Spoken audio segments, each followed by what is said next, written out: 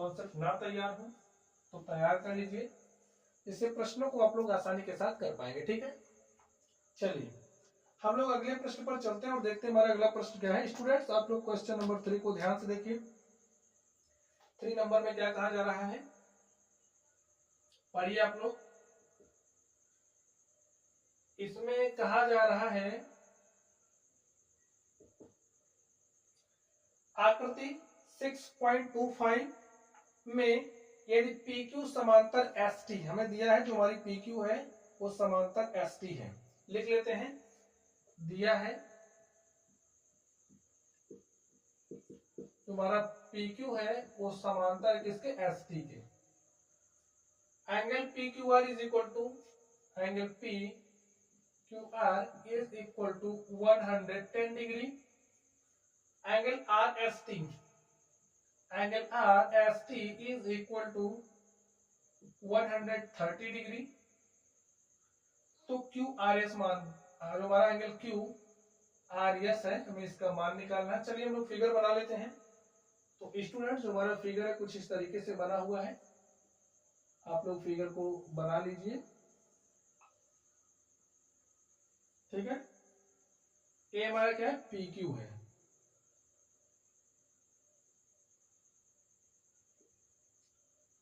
इसका मान 110 डिग्री दिया गया है। ये हमारा R है, ये हमारा S है, S का मान 130 डिग्री दिया गया है। ये हमारा T है। अब आप लोग ध्यान से देखिए, ये जो हमारा PQ है वो समांतर ST। ठीक है, आप लोग अपनी समझदारी के लिए इस क्वेश्चन को आप लोग अच्छे से समझ सको, इसलिए आप क्या करिए, इसको थोड़ा सा ऐसे बढ़ा करके देख लीजिए। ये हमें दिया ना, इसके समांतर है, समांतर है। हम लोग जो समांतर वाला केस है उसका इस्तेमाल आराम से कर पाएंगे। ऐसे बढ़ा लिया। अब देखिए निकालना क्या है, एंगल QRS का मान निकालना है। QRS सबसे पहले देखिए है क्या है, QRS हमारे पास यही है। अब आप लोग ध्यान से देखिए, क्या ध्यान से देखोगे, यहाँ का एंगल हमारे पास दिया गया है, हमें ये वाला एंगल निकालना है। जो निकालना रहता है हमें उस पर फोकस करना पड़ेगा, अपनी सारी बुद्धि का इस्तेमाल वहां पर करना पड़ेगा, थोड़ा सा आपको सोचना भी पड़ेगा। अब ध्यान से सोचिए हम इसमें क्या कर सकते हैं। अब हमें ए एंगल निकालना है, इस एंगल को निकालने के लिए हम लोग क्या करें। अब आप लोगों ने रैखिक योग के बारे में स्टडी किया है, रैखिक योग पर जो कोण बनता है उनका योग कितना होता है, 180 डिग्री। अगर हम इस एंगल को निकाल लें, ध्यान से देखिए, इस एंगल को निकाल लें और अगर हम इस एंगल को निकाल लें तो ये हमारे पास आसानी के साथ निकल जाएगा। ठीक है, अगर हम इसको निकाल लें, इसको निकाल लें तो हमारा निकल जाएगा। तो चलिए हम लोग निकालते हैं। इसको हम मान लेते हैं कि ये जो हमारा एंगल है इसको हमने 1 मान लिया है और इसको हमने 2 मान लिया। लिखिए, एंगल 1 इज इक्वल टू किसके बराबर होगा, एंगल 1। आप लोग ध्यान से देखिए, PQR में अगर हम लोग एंगल 1 को जोड़ देंगे, इसका योग किसके बराबर होगा, 180 डिग्री के। देखिए, एंगल 1 प्लस एंगल PQR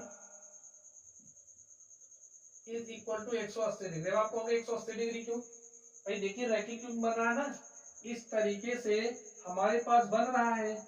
ए मान दिया गया है, इसको हमें निकालना है। ए हमें 110 डिग्री दिया गया है, इसको हमने 1 माना है। जब इन दोनों का योग करेंगे तो योग 180 डिग्री के बराबर हो, क्योंकि रैखिक योग बन रहा है। तो आप यही बात यहाँ पर लिखिए, चूंकि रैखिक योग पर जो कोण बनता है उनका योग 180 डिग्री होता है। तो एंगल 1 का मान तो हमें निकालना है और एंगल PQR का मान कितना दिया, 110 डिग्री। तो यहाँ पर लिखिए 110 डिग्री। एंगल 1 किसके बराबर हो जाएगा, 180 डिग्री माइनस 110 यहाँ पर भेजिए, और 180 में से आप 110 घटाओगे कितना आ जाएगा, 70 डिग्री। जो हमारा एंगल 1 है, एंगल 1 का मान आ गया 70 डिग्री। ठीक है, ए मान हमें मिल गया है। चलिए हम लोग इस मान को देख लेते हैं, ध्यान से देखिए, ए 130 डिग्री है, ए कितना 130 डिग्री। अब आप बताइए इसको हम कैसे निकालें। अगर ए हमारे पास आ गया तो ए वाला जो एंगल होगा इसके बराबर हो जाएगा। अभी हमने डिस्कस किया था कि एक ही और के जो अंतःकोण होते हैं उनका योग कितना होता है, 180 डिग्री होता है। तो लिखिए इसको हम एंगल 3 मान लें ताकि आप लोग समझ सको। लिखिए एंगल हमें क्या दिया गया है, RST और एंगल 3। लिखिए एंगल RST प्लस एंगल 3 बराबर होगा 180 डिग्री के। क्यों? क्योंकि त्रियक छेदी रेखा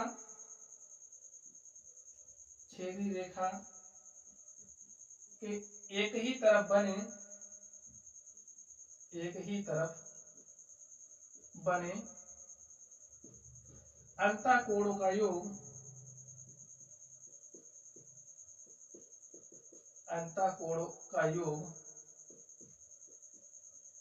180 डिग्री होता है। 180 डिग्री होगा तो लिखिए यहाँ पे एंगल RST का मान देखिए मैं दिया गया, RST 130 डिग्री दिया गया है। तो यहां से लिखिए 130 degree plus angle 3 is equal to 180 degree. यहां से एंगल 3 130 को यहां पर भेजेंगे, 180 डिग्री माइनस 130 डिग्री, और यहां से 180 में से 130 घटाओगे तो आपको मिलेगा 50 डिग्री। तो जो हमारा एंगल 3 है वो कितना आ गया, 50 डिग्री आ गया। ठीक है, अब आप लोग ध्यान से देखिए,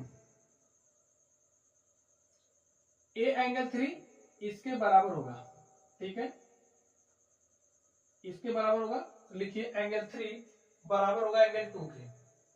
यहां पर लिखिए स्टूडेंट, लिखिए एंगल 3 बराबर होगा एंगल 2 के। क्यों बराबर होगा? क्योंकि शीर्षाभिमुख कोण है और शीर्षाभिमुख कोण क्या होते हैं, बराबर होते हैं। लिखिए चूंकि शीर्षाभिमुख कोण बराबर होते हैं, शीर्षाभिमुख कोण बराबर होते हैं। ठीक है, अब एंगल 3 बराबर एंगल 2 और एंगल 2 का मान हमें निकालना है। तो यहां पर आप 2 लिख दीजिए, बराबर हो जाएगा एंगल 3 के। एंगल 2 किसके बराबर हो जाएगा, एंगल 3 का मान रखिए 50 डिग्री। ठीक है, एंगल 2 का मान हमारे पास आ गया है 50 डिग्री।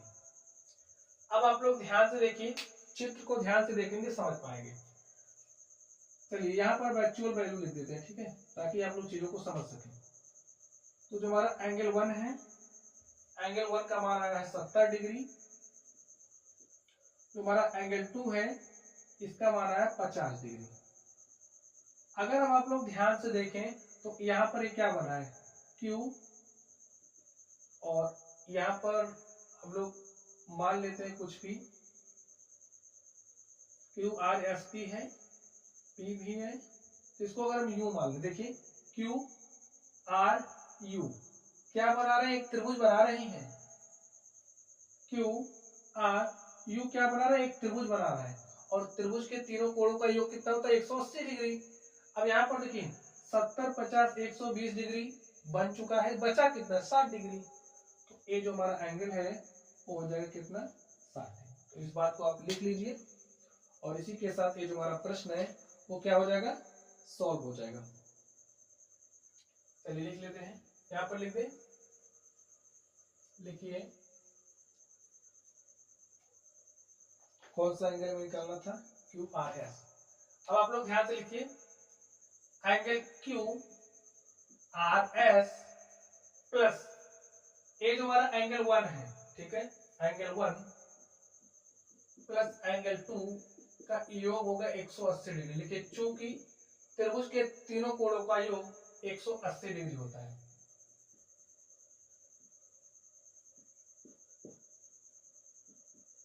तीनों कोणों का योग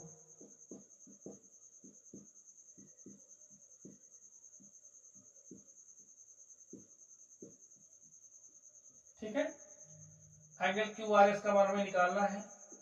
एंगल 1 का मान देखिए हमने निकाला है 70 डिग्री, 70 डिग्री का मान यहाँ पर रख दिया है। एंगल 2 का मान कितना है 50 डिग्री, तो यहाँ पर 50 डिग्री लिख दीजिए, बराबर हो जाएगा 180 डिग्री के। और यहाँ से जो हमारा एंगल क्यू आर एस है, एंगल क्यू आर एस का मान हो जाएगा 180 डिग्री माइनस 70 50 120 डिग्री, 180 में से 120 घटाओगे कितना आ जाएगा 60 डिग्री। इस तरीके से हमारे पास जो हमारा एंगल क्यू आर एस है, एंगल क्यू आर एस का मान हमारे पास आ गया 60 डिग्री। स्टूडेंट ये हमारा क्या हो गया, आंसर हो गया। तो ऐसे आप लोग निकाल सकते हैं, ठीक है। चलिए अब हम लोग स्टूडेंट अगले प्रश्न पर चलते हैं और देखते हैं हमारा अगला प्रश्न क्या है।